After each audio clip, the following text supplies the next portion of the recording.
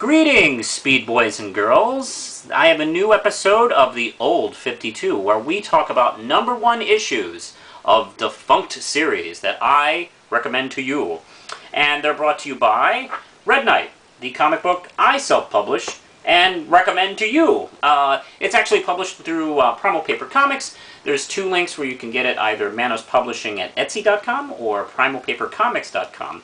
The links are below. Now, let's dig on back to 1993.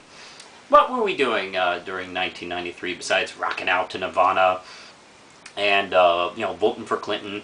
We were, I think we were kind of mired in the Knight's End trilogy, which was going on in the Batman books, which was sort of the first response to the death of Superman, which really started that trend of destroying a character in a mini-series or story arc, excuse me. And then they're gone and replaced by some schmuck. And then they come back and, we see, oh, how awesome they were in the first place. Wow, and, the story takes a year.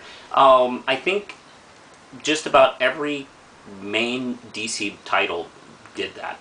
And the second one to do it was the Batman books with the Nightfall storyline, which introduced us to Bane and introduced us to Azrael and Batman Azrael, and long story. But one of the things that spun out of it was this, Robin #1. This is Tim Drake's first and only series. He hasn't had a series since this got canceled a year or 2 or something like that. Anyway, Tim Drake is the 3rd Robin. Yes, I said Robin. And, of course, a lot of people know his story after Jason Todd had been killed. Batman was going a little kind of crazy, a little bit over the edge. Tim Drake was a big admirer of Batman and Robin and had actually figured out who Batman and Robin were. So he actually came to them and said, actually he came to Dick Grayson and told him, hey, you need to be Robin again to get this guy kind of straight up. And instead, he ended up being Robin. Now, after a couple of years of miniseries and proper training, Batman didn't want to, throw a kid into the lion's den like he did with Jason. So he took his time. And Robin, this is the first Robin series. This is Tim Drake, actually, because Dick Grayson never had a Robin series. He only had, the Teen Titans, and then later the Nightwing book. Actually, it's hilarious. This came before the Nightwing book. Tim Drake beat Dick Grayson to an ongoing series. And I do say that Tim Drake is my favorite Robin. Out of the 18 or 20 Robins that have been in the DC universe. Now, this issue kind of starts out in a weird way. First off, this, if you hadn't noticed, this is a subtle tribute to the first appearance of Robin back a long time ago in the Golden Age, where Batman is holding a circus hoop or something like that with tear paper. Robin jumps through it. And this, he's jumping through a window with no Batman in sight.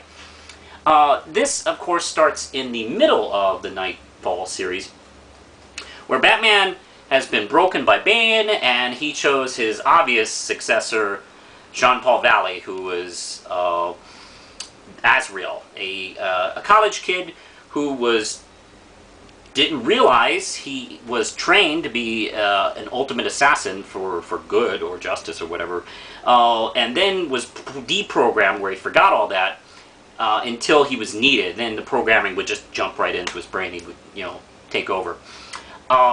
Anyway, Batman got him away from that group and sort of started grooming him to be his own, successor, because Dick Grayson was obviously not going to do it. He was going off into the direction of being Nightwing. And, of course, Tim Drake was too young, and Jason Todd was dead. So, after he gets taken out by Bane, he, chooses him, and then, I believe it's Jack Drake, Tim Drake's father, gets kidnapped, and Batman, even though he's in wheelchair bound, goes to find him, taking a small crew with him. So, with all that said, here's issue 1, and where does it start? Oh, it actually continues from an issue of Batman, where Asbats goes out of control and starts strangling Robin. then we pick it up right here. It really does do that. The issue ends with a brief fight between them, and he picks Tim up by the neck and goes, "I don't need you," and then it says continued and Robin #1, which is, I suppose, I guess for a sales standpoint, maybe a good method to get people excited about the first issue, but it is kind of odd to start an issue this way with Batman choking his sidekick. I mean, who could blame him? He's a college kid, he's all alone, he's in a cave all the time. He's going to obviously want to choke the sidekick. But he is definitely, like, trying to kill him. He's out of his mind. Tim saves himself by grabbing what people tend to forget all the time is, on Tim Drake's original costume, was that the R was actually removable, and it was a small weapon. He can either throw it or just use it as a little stabbing weapon, which he does right here, which kind of snaps Azrael Batman out of the kind of crazy programming he got in. While he's taking his time going, man, what the hell is wrong with me? I'm sorry, I don't know what happened. The program just took over, and I didn't mean to. I just had the stress going on. Tim takes off and gets the Redbird, which is the Robin-mobile, which he just recently got. I think before Batman got broke. Anyway, he escapes. Meanwhile, there's these criminals called the Speed Boys, who are just basic crooks, who are car thieves. They're really good car thieves. Maybe not good car thieves. They're violent. They have guns. They hit places that they think are going to have little, rather wealthy people there, so they hit their cars, either rob the cars or take the cars and stuff like that. And they're pretty violent thugs. They're shooting all the time. Cut to Tim finding a abandoned carriage house that isn't being used to hide the Redbird. Meanwhile, we see his daily life as high school student. His dad's gone, Bruce is gone, he can't use his car, so he's kind of just huffing it to school. And we see his relationship with Ariana. Remember Ariana? She existed. Anyway, they go to this dance, and of course there's a Flash Thompson wannabe there, who's, being a Flash Thompson wannabe. And then in the parking lot, they discover that, the Speed Boys have hit the school, because Gotham Heights is one of those places that was introduced in the 90s to the whole Gotham City. What's interesting is Gotham City really did grow during the 90s, and you get to see different districts instead of like everything being called Gotham this and Gotham that. People like, hey, you know what? Maybe we should be a little creative when we create these things. Although Gotham Heights is maybe not as creative, but it does sound like kind of a neighborhood, more the suburbs around Gotham instead of just not everything happens in that city. Anyway, Tim saves the Flash Thompson guy, and with no thanks. He like pushes him out of the way so he's not shot in the face, and he goes, "Oh man, they totally took my car, and it's your fault." And it's like, you're a dick. Meanwhile, Tim is not really working on this case yet. He's kind of still figuring out what he's going to do post leaving Azrael Batman.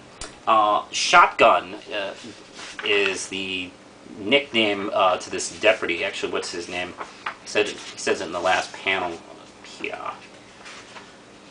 His name is Deputy Smith. Oh, geez, how did I forget that? Anyway, Deputy Smith is nicknamed Shotgun because he carries a shotgun. I don't know. I guess he went to police academy with George W. Bush or something like that. But anyway, he's on the case trying to figure out who these Speed Boys are. Then we cut to the Clue Master, who is Stephanie Brown's father. He is planning stuff. He hasn't broken out yet, but you see him and his thugs are getting together. So there's a lot of intrigue in this story. And the issue ends with Shotgun mistaking Robin as one of the Speed Boys. I imagine this is kind of what leads Tim... Well, actually, he already had a run-in with the Speed Boys, so... those are basically the first villains he tackles. Not some cosmic giant, super villain threat. Just some thugs stealing cars, which is actually not a bad way to go. This was written by Chuck Dixon and drawn by Tom Grummett. And I gotta say, Chuck Dixon actually was one of my favorite writers during the 90s, but in particular his work with Batman. And he really, I think, soared on his work with Robin, as well as Nightwing. And not to mention, he is one of the creators of the Birds of Prey, which everybody tends to forget about that. So he really, did a lot of thinking out of the box. There was a lot of a lot of his work was really grounded in reality, but he never forgot to, bring the excitement and fun. Also, a lot of his work is really fast-paced, by the way. Tom Grummett is an excellent artist. I've always enjoyed his classic superhero style, and he often was asked to do teen books a lot. And I think he was really good at it because he drew teenagers pretty much like teenagers. He didn't try to draw them as smaller, sexy people like a lot of artists tend to do teenagers, which actually, when you think about it, when you go back and look at some artists' work, you go, man, that chick is supposed to be 14. Why are we looking down her cleavage? Tom Grummett doesn't do that, and I really like his work a lot. Really solid start.